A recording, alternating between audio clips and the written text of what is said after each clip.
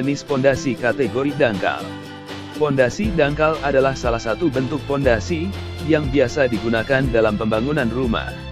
Pondasi rumah dangkal biasanya dibangun pada kedalaman tanah dangkal tidak lebih dari 3 meter, kira-kira sepertiga dari lebar alas pondasi. Alas ini dapat digunakan untuk menopang rangka bangunan yang tidak terlalu berat atau tinggi pada tempat dengan kondisi permukaan tanah keras atau stabil. 1. Jenis pondasi rumah umpak. Apakah Anda khawatir dengan kejadian gempa bumi yang sering terjadi di beberapa daerah? Jika sudah demikian, pondasi jenis umpak tahan guncangan bisa jadi pilihan.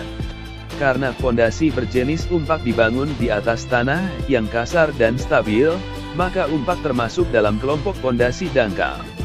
Penggunaan bentuk dasar ini disertai dengan pondasi batu sungai di dalam tanah. Manfaat jenis pondasi ini menciptakan kerangka lunak yang memungkinkan bangunan merespon gerakan tanah atau guncangan. Akibatnya, pada saat terjadi gempa, pondasi bangunan tidak mungkin runtuh atau patah. 2. Jenis pondasi rumah rakit. Bentuk pondasi bangunan rakit ini memiliki keunggulan dapat digunakan pada kondisi tanah lunak, atau bahkan pada bangunan dengan jarak kolom yang sangat dekat ke segala arah.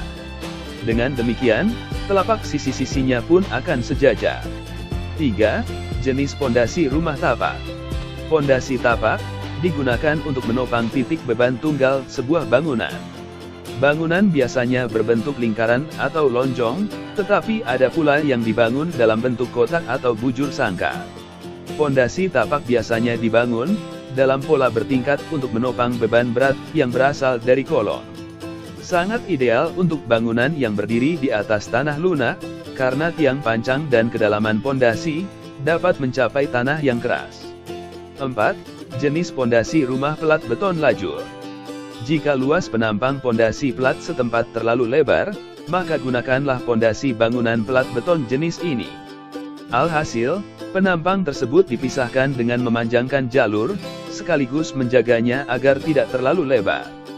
Jenis pondasi bangunan ini relatif murah, tidak sama seperti jenis pondasi lainnya.